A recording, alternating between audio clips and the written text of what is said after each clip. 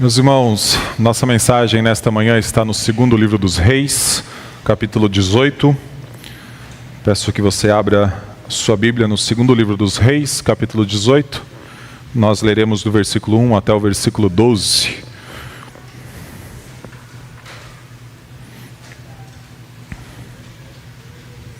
Segundo livro dos Reis, capítulo 18, a partir do versículo 1. Uma das maiores expectativas do povo de Deus no Antigo Testamento é pelo dia que surgiria um novo Davi.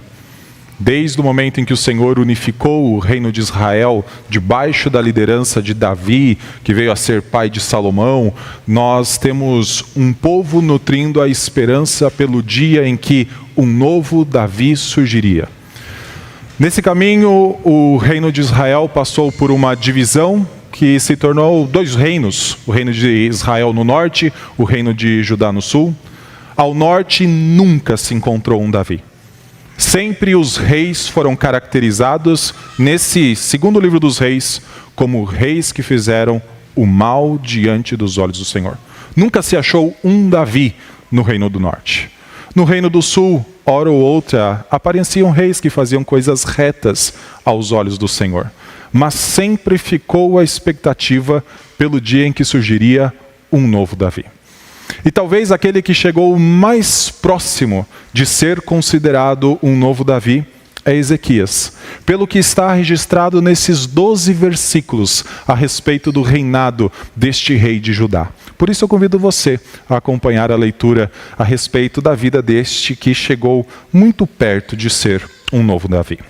No terceiro ano do reinado de Oséias, filho de Elá, rei de Israel, Ezequias, filho de Acás, rei de Judá, começou a reinar. Tinha 25 anos de idade quando começou a reinar e reinou 29 anos em Jerusalém. A mãe dele se chamava Abi e era filha de Zacarias. Ezequias fez o que era reto aos olhos do Senhor, segundo tudo o que Davi, seu pai, havia feito. Removeu os lugares altos, quebrou as colunas e derrubou o poste da deusa Azerá. Também fez em pedaços a serpente de bronze que Moisés havia feito. Os filhos de Israel chamavam essa serpente de Neustã e até aquele dia lhe queimavam incenso.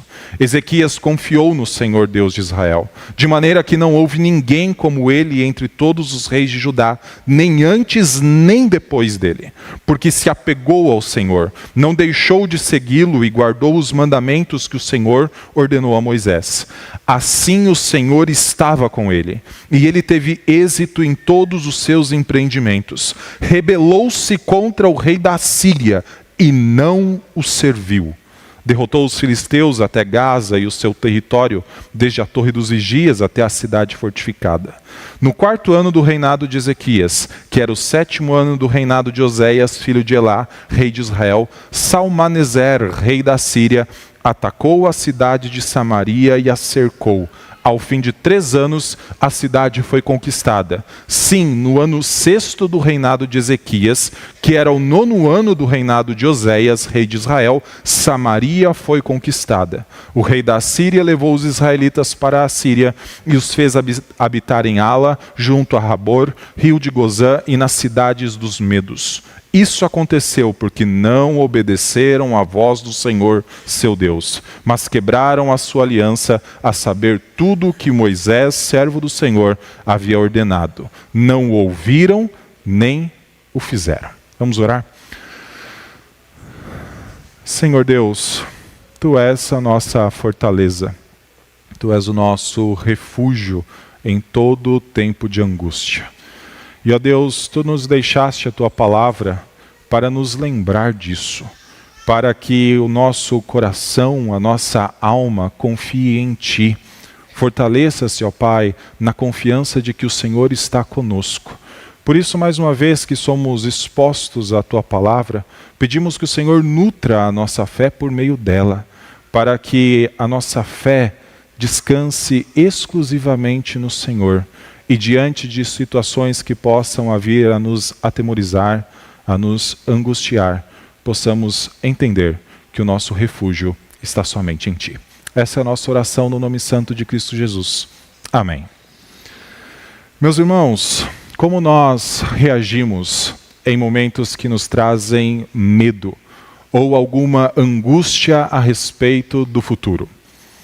Qual é a nossa reação quando as coisas não estão conforme nós planejamos? Como nós tendemos a responder a situações que nos ameaçam? Nesse texto, nós vemos como Ezequias reagiu a um cenário de extrema angústia que imperava no 8º século a.C., a ameaça crescente da aproximação do Império Assírio. Esse império era extremamente violento e trouxe a ameaça até as fronteiras do reino de Judá. É neste cenário que Ezequias reina. É nesse cenário que se levanta este que nós vimos em nosso texto em vários momentos mostrado como aquele que é como Davi, ou que fez tudo o que o seu pai Davi fizera e que confiava no Senhor. Por isso hoje eu quero pedir licença para os irmãos e começar pelo final, porque nós precisamos entender o contexto. E existem 2 razões de começarmos pelo final. Primeiro, quando nós olhamos para esse texto, existem algumas dificuldades com respeito às datas. Eu gostaria de chamar muito a sua atenção para isso. As datas aqui podem trazer certa confusão para nós, se nós não entendermos que estamos diante de um texto antigo e não de um texto moderno. Nós estamos diante de um texto que foi escrito no 6º século antes de Cristo, ou seja, 3.100 anos antes de nós. Então existem peculiaridades desse texto que nós precisamos tomar consciência para conseguir entendê-lo. E elas estão em torno das datas. Veja no versículo 1, que é dito que Ezequias, filho de Acás, começou a reinar, e ele começou a reinar no 3º ano de Oséias. Esse 3º ano de Oséias é muito claro à luz dos estudos bíblicos, que foi o ano 729 antes de Cristo. Então, em 729 antes de Cristo, começou a participação de Ezequias no reino de Judá. Enquanto Oséias reinava ao norte, nesse 3º ano, o ano de 729, Ezequias começava a reinar ao sul. Só que esse reino de Ezequias, inicialmente, não foi um reino sozinho. Ele não governou Judá sozinho, mas ele era corregente junto ao seu pai Acás. Quando um rei de Israel começava, então, a chegar aí no final do seu reinado, era comum já começar a fazer a transição do reino para o seu filho. E é isso que parece acontecer a partir do ano 729. Acás ainda é o rei, é aquele que toma as decisões com respeito às políticas externas do reino. Mas Ezequias começa a aparecer então dentro do reino de Judá também como um corregente. Quando nós vamos para o versículo 9, nós encontramos que no 4º ano do reinado de Ezequias, melhor dizendo, nós temos o momento em que a Samaria é sitiada pelo Império Assírio. E diz que um tempo depois essa cidade cairia. Os historiadores também têm muito claro que a data em que Samaria, capital do reino do norte, caiu foi o ano de 722. 7 anos depois que Ezequias começou a reinar como corregente, o reino do norte foi destruído. Samaria foi levada para o exílio e nunca mais se ouviu falar de Israel. Só que no meio do nosso texto nós temos uma dificuldade. Porque ali no versículo 7, nós vemos que tudo o que Ezequias fazia, ele tinha êxito. E ele se rebelou contra o rei da Síria. Ezequias não poderia tomar essa decisão de rebeldia enquanto Acás fosse o rei. Então essa decisão de Ezequias se rebelar contra o Império Assírio teve que ser depois do ano 722. Provavelmente foi no ano 704 a.C. Ou seja, ele já estava há 25 anos como corregente e depois mais um tempo como rei principal. Somente nesse momento ele decidiu se rebelar contra o rei da Síria. Em 701, versículo 13, o texto da sequência, Senaqueribe, rei da Síria, vem até Judá para a sitiar, para tentar fazer o mesmo que foi feito com Samaria. Essa é a primeira dificuldade que nós temos. Nosso texto tem algumas datas que muitas vezes podem nos levar a pensar: Ezequias sempre esteve no comando aqui. Ele só começou a reinar a partir do ano 715. E ele tomou uma decisão depois desse ano 715. Já vamos falar sobre ela. Segunda razão de precisarmos olhar desse texto de trás para frente tem a ver com o que está a partir do versículo 9. A partir do versículo 9 tem o retrato do momento em que Samaria foi sitiada e então o momento em que Samaria cai diante do Império Assírio. Só que se você voltar uma página na sua Bíblia, ou então retornar até o capítulo 17, você verá a partir do versículo 3 que Samaria já tinha sido destruída. O que nós temos no capítulo 18 é um recontar da história. Veja, capítulo 17, versículo 5. Depois o rei da Síria passou por toda a terra, foi até a cidade de Samaria e a sitiou por 3 anos. No 9º ano do reinado de Oséias, o rei da Síria conquistou Samaria e levou os israelitas para a Síria. Ele os fez habitar em Hala, junto a Rabor, rio de Gozã, e na cidade dos Medos. Isso já foi contado nesse capítulo 17. Então, no capítulo 18, existe um recontar da história. E qual a razão de se recontar a história? Mostrar que as decisões que Ezequias tomou foi num cenário de extrema ameaça. As coisas não estavam bem para a região.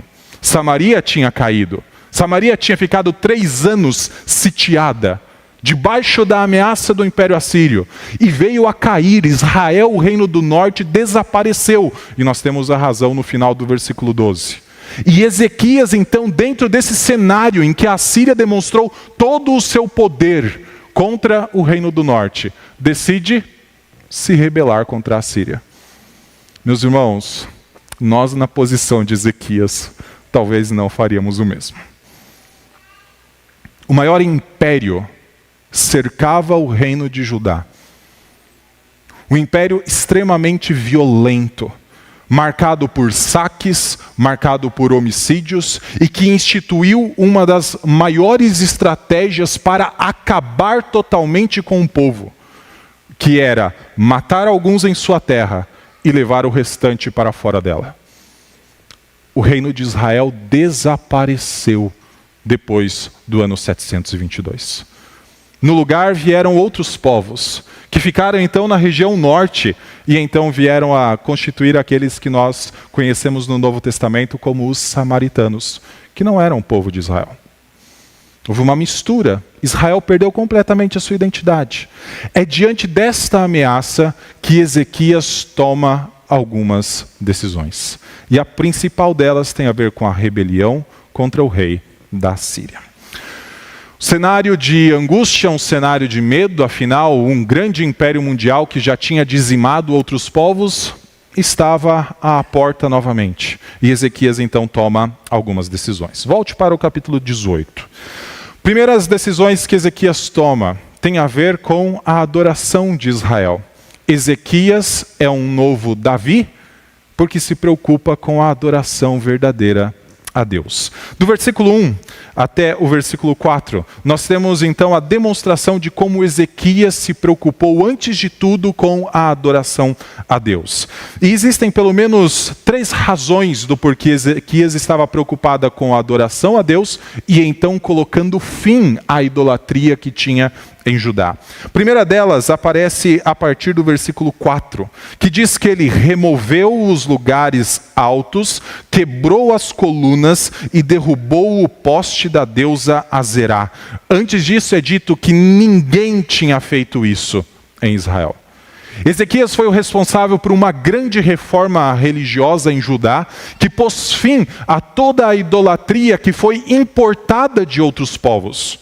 Ezequias foi o responsável por acabar com aqueles altares que eram construídos sobre as montanhas, onde então os próprios judeus se aproximavam desses altares para oferecerem sacrifícios a outros deuses. Inclusive o pai de Ezequias. Um pouco antes, no capítulo 16, é dito que Acaz ofereceu seu próprio filho a uma divindade pagã. Esse era o estado em que Ezequias começou a reinar e que então tomou as decisões de limpar completamente com a idolatria existente em Judá. Ele removeu os altos, ele então quebrou o poste, ou removeu o poste da deusa Azerá, e ele começou então a pôr fim a toda a idolatria em Israel. E existem as 3 razões do porquê ele fez isso. Primeiro, porque a idolatria confunde os povos. Para isso, avance um pouquinho no capítulo 18. Nós vamos encontrar nesse capítulo 18 Senaqueribe reagindo àquela decisão de Ezequias de se rebelar e então se aproximando de Jerusalém para então a conquistar. E nós vamos ver a partir do versículo 19 o rei Ezequias sendo afrontado por um dos oficiais do rei da Assíria. E ele estava sendo afrontado diante de outros judeus. Veja o versículo 19. Digam a Ezequias, assim diz o grande rei da Assíria. Que confiança é essa que você tem? Bem posso dizer que o seu conselho e o seu poder para a guerra são meras palavras. Então o oficial da Assíria está dizendo, Ezequias, o que você está tomando como decisão de se rebelar contra a Assíria é uma grande bobagem. Você vai pagar o preço por isso. Continuando, versículo 20. Em que você está confiando agora para que se rebele contra mim? Você confia nesse bordão de caniço esmagado que é o Egito? Se alguém se apoiar no caniço, ele vai espetar e furar a mão. Assim é Faraó, rei do Egito, para todos os que nele confiam.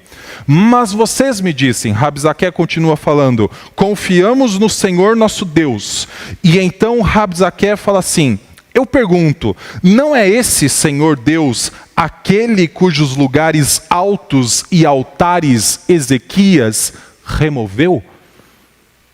Rabsaque está diante dos judeus e falando, vocês estão confiando num rei que removeu os altares do próprio Deus de vocês? Qual é o problema? Ezequias nunca removeu o altar do Senhor que estava no templo. Ezequias removeu altares que estavam nas montanhas e que eram dedicados a deuses falsos. Mas para aqueles que estão fora, quando Ezequias começa a promover essa reforma religiosa, parece que Ezequias está agindo contra o próprio Deus dele. Idolatria confunde, e idolatria confunde os de fora.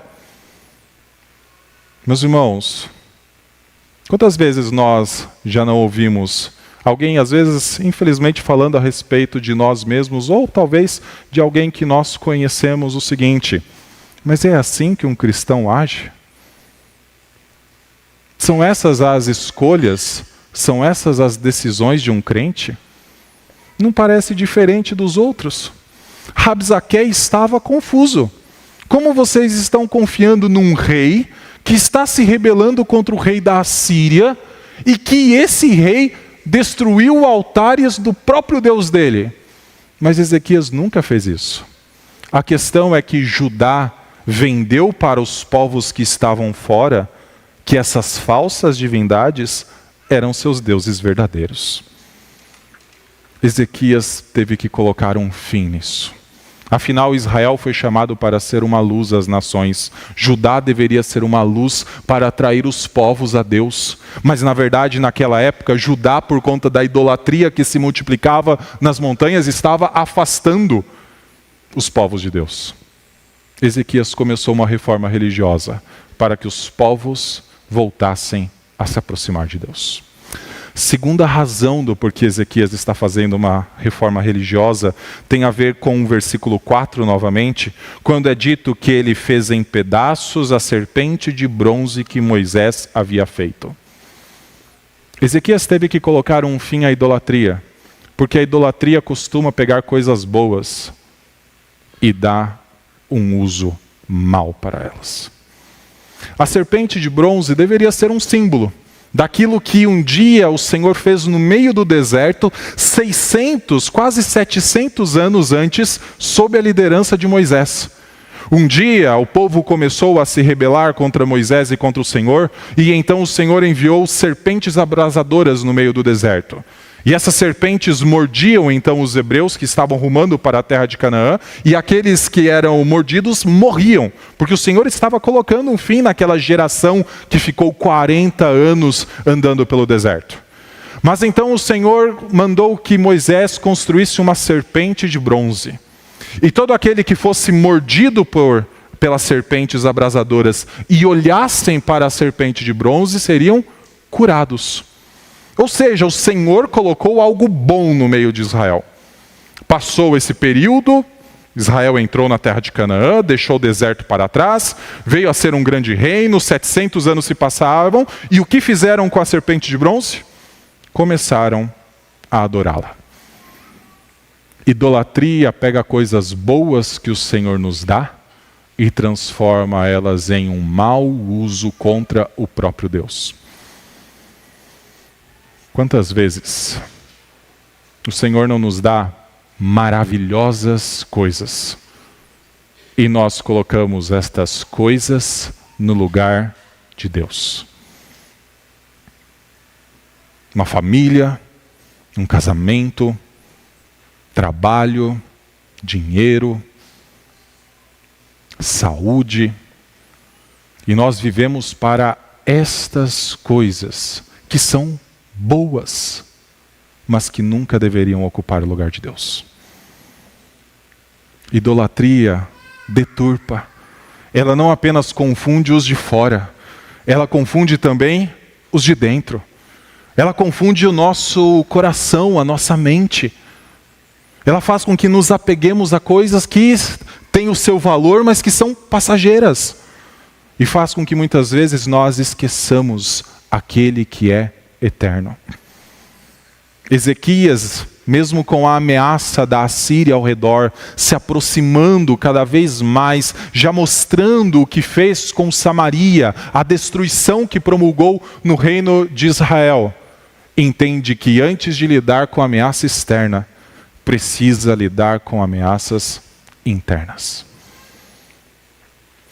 Terceira razão do porquê Ezequias está lidando tão ferozmente com a idolatria no seu tempo, está no final, a partir do versículo 5, quando é dito que Ezequias confiou no Senhor Deus de Israel, de maneira que não houve ninguém como ele entre todos os reis de Judá, nem antes nem depois dele, porque se apegou ao Senhor, não deixou de segui-lo e guardou os mandamentos que o Senhor ordenou a Moisés. Assim o Senhor estava com ele, e ele teve êxito em todos os seus empreendimentos. Rebelou-se contra o rei da Assíria e não o serviu. Ezequias precisou lidar com a idolatria, porque a idolatria parecia liberdade, mas era, na verdade, servidão. Volte um pouco nas Escrituras, capítulo 16. A partir do versículo 10, se você está com uma Bíblia impressa em papel, você verá que sobre o versículo 10 está escrito um título que a Sociedade Bíblica do Brasil dá: a idolatria de Acás. É isso que está escrito nas versões editadas pela Sociedade Bíblica. A partir do versículo 10, nós temos Acás fazendo uma aliança com o rei da Assíria. O pai de Ezequias fazendo uma aliança com o rei da Síria. Versículo 10. Então o rei Acás foi a Damasco para se encontrar com Tiglat-Pileser, rei da Assíria. Ao ver ali um altar, enviou ao sacerdote Urias o modelo do altar e a planta segundo a qual tinha sido feito. Então Acás se encontrou com o rei da Síria, e no local onde ele se encontrou, ele viu um altar. E Acás, rei de Israel, pai de Ezequias, decidiu construir um altar. Exatamente como os assírios tinham seus altares, ou pelo menos como Tiglat-Pileser tinha o altar. Versículo 11. Urias, o sacerdote, edificou um altar segundo tudo que o rei Acás havia ordenado de Damasco. O sacerdote Urias fez isso antes que o rei Acás viesse de Damasco. Até o sacerdócio em Judá estava corrompido. Urias não viu problema nenhum em construir este altar. Mais do que isso, 12. Quando o rei voltou de Damasco, viu o altar, aproximou-se dele e nele sacrificou. Queimou o seu holocausto, a sua oferta de cereais, derramou a sua libação, aspergiu o sangue das suas ofertas pacíficas naquele altar. O altar de bronze que estava diante do Senhor, e esse altar de bronze foi aquele que o Senhor ordenou que Moisés construísse, então foi tirado da frente do templo, do lugar entre o altar dele e a casa do Senhor. Acás substituiu o altar que Deus projetou pelo altar que ele projetou quando teve contato com o rei da Síria. Mais do que isso, versículo 17. O rei Acás cortou os painéis dos suportes e tirou as pias que estavam em cima deles, pegou também o mar de fundição e o tirou de sobre os touros de bronze que estavam debaixo dele e o pôs sobre um pavimento de pedra. Também, por causa do rei da Assíria, retirou da casa do Senhor a estrutura coberta para uso no sábado, que tinha sido construída no templo, e a entrada real pelo lado de fora. Todas as decisões do pai de Ezequias foram em submissão ao rei da Assíria e em rebeldia contra Deus. Afinal, ele praticamente desmantelou o templo. Tirou o altar de bronze onde se ofereciam os sacrifícios de uma maneira ordenada segundo a lei de Deus. Retirou os painéis que cobriam as portas do templo. Pegou o mar de fundição que simbolizava a purificação do povo de Deus, que estava sobre 12 touros, 3 apontando para cada lado, mostrando que essa purificação poderia alcançar os povos. Acás desmantelou o templo. Porque idolatria parece liberdade às vezes. Mas ela é servidão, ela é escravidão.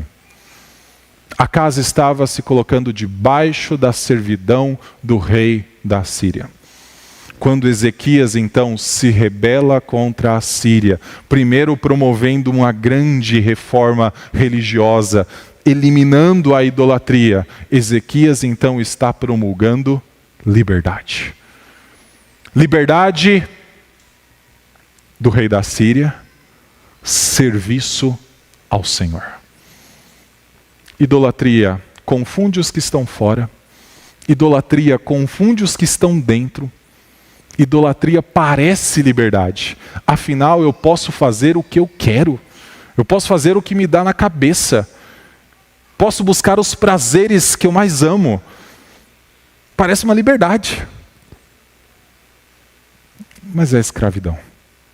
Ezequias precisou limpar Israel disso. Ezequias é o novo Davi, ou pelo menos um novo Davi. Versículo 5 até o versículo 8 vai descrever bastante Ezequias, sempre como aquele que confiou no Senhor, e essa é a razão dele então fazer uma limpeza na idolatria de Judá. Aquele que seguiu cada mandamento do Senhor. Basicamente nós poderíamos olhar à luz desses versículos 5 a 8 e dizer o seguinte: Ezequias é um rei segundo o coração de Deus. Muitas vezes nós temos uma imagem bastante romântica desta frase, um rei segundo o coração de Deus. Às vezes parece mais a questão assim, Deus se agradava, né? O Deus amava, o Deus tinha uma simpatia muito grande, e parece então um aspecto mais romântico da coisa. Mas ser um rei segundo o coração de Deus é ser um rei segundo a lei de Deus. O coração de Deus está expresso na sua vontade, e a sua vontade está expressa na sua lei. Ezequias cumpriu a lei do Senhor. Ezequias buscou reformar Judá da idolatria, trazer a adoração verdadeira para o centro. Ezequias é um rei segundo o coração de Deus, conforme Davi um dia foi. Preocupado com a arca que estava abandonada, querendo construir um templo ao Senhor, sendo deixado depois para Salomão construir esse templo. Mas Davi quis trazer a adoração a Deus para o centro, porque ele sabe que se a adoração a Deus não é o centro da vida, tem alguma coisa ocupando esse centro. Assim era Ezequias também. Ezequias entendeu isso, e por isso Ezequias confiou no Senhor. Nós enxergamos um pouco antes Ezequias sendo dito que não houve ninguém como ele antes e depois dele em Judá, e que ele fez tudo segundo o que Davi, seu pai, fez. Ezequias parece um modelo de perfeição, mas ele não é. Ele parece o novo Davi, mas ele não é. Certamente foi um rei muito bom. Certamente foi um rei preocupado com Deus, ao invés de preocupado com as ameaças externas, ao invés de preocupado em se submeter a um reino inimigo para ter privilégios ou pelo menos ter paz. Mas a gente vai ver que ele tem alguns erros. Porque ele não é o novo Davi. E muitas vezes nós acreditamos que vamos pegar e vamos fazer tudo algo semelhante ao que Ezequias fez. E nós encontramos quedas em nosso caminho. Porque nós também não somos o novo Davi.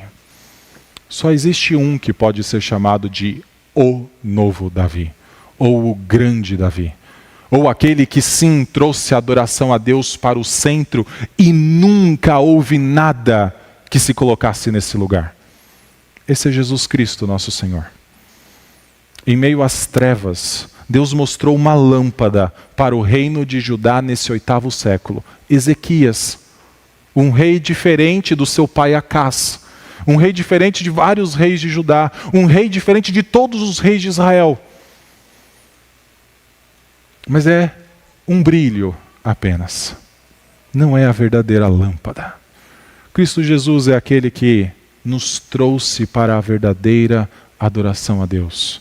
E é aquele que dá sentido à vida a tal ponto de nós não precisarmos, e nós que cremos em Cristo Jesus, realmente não precisamos de nada além de Cristo. Nós precisamos colocar Ele no centro de nossa vida. Adorá-lo como Rei dos Reis, Senhor dos Senhores. Nos desfazer de nossos ídolos. Por isso eu gostaria de deixar 2 aplicações para nós. A primeira delas é, em tempos de angústia, em tempos de medo, em tempos de dúvida, resista ao invés de fugir. Resista ao invés de fugir. Muitas vezes quando medos nos assaltam, dúvidas começam a pairar em nossa mente, nós começamos a buscar alternativas. Muitas das nossas escolhas são ruins porque são fugas. São ruins porque não são o viver, o contexto que o Senhor colocou, confiando no Senhor. Nós, muitas vezes, infelizmente, fugimos para vícios que temos. Começamos a arrumar desculpa para não acertar nossa vida, porque não queremos passar pela dor. Nós muitas vezes preferimos, ao invés de ter lágrimas rolando de nossos olhos, afogar nossas mágoas em coisas que nós não deveríamos nem nos envolver. Infelizmente, meus irmãos, nós, ao invés de resistirmos junto a Deus, porque Deus está conosco, por causa da obra de Cristo Jesus, Ele está conosco e nos possibilita resistir a ameaças, a medos, a dúvidas, a lidar com todos esses problemas. Nós preferimos encontrar caminhos alternativos. Não façamos isso. Reconheça Cristo Jesus na sua vida.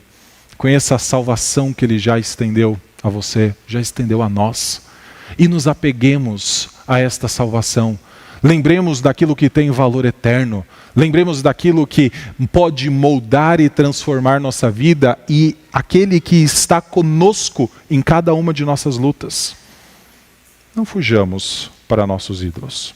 Na verdade, façamos como Ezequias. Derrubemos, esmaguemos, nos livremos de tudo aquilo que nos afasta de Deus. As ameaças não são os contextos que nós estamos. Há contextos que trazem medos, há contextos que trazem certa preocupação, Mas essa não é a grande ameaça. A grande ameaça muitas vezes está dentro do nosso coração, de tentar caminhos mais fáceis, mesmo quando o Senhor às vezes coloca um caminho mais difícil. Parece mais simples lidar com os problemas buscando alternativas menos dolorosas. Mas quando nós fazemos isso, nós damos espaço à maior ameaça da nossa vida, que é o pecado. Quando nós escolhemos uma rota alternativa, que não a confiança em Deus, e esta é a segunda aplicação, confie em Deus em meio à luta. Nós damos espaço ao pecado, nós permitimos que elementos de morte se multipliquem em nosso coração, nós destruímos família, nós comprometemos nosso trabalho, nós negligenciamos trabalhos na igreja, nós negligenciamos nossa vida de leitura da Bíblia, de oração, e nós muitas vezes não enxergamos essas coisas como ameaças. Nós enxergamos talvez cenários que nos são hostis. Ezequias nunca olhou para a Síria como um cenário hostil a ponto dele se rebelar contra Deus. Ele enxergou sim como uma ameaça, mas ele enxergou como uma ameaça que deveria aproximá-lo mais de Deus e levá-lo então a conduzir o povo de Judá para mais perto de Deus. Muito obrigado por nos acompanhar até o final desse vídeo. Para receber mais reflexões e ficar por dentro dos próximos conteúdos, te convidamos a seguir as nossas redes sociais que estão na descrição. Alguns vídeos aparecerão na tela, caso queira continuar nos assistindo. Abraço e até a próxima!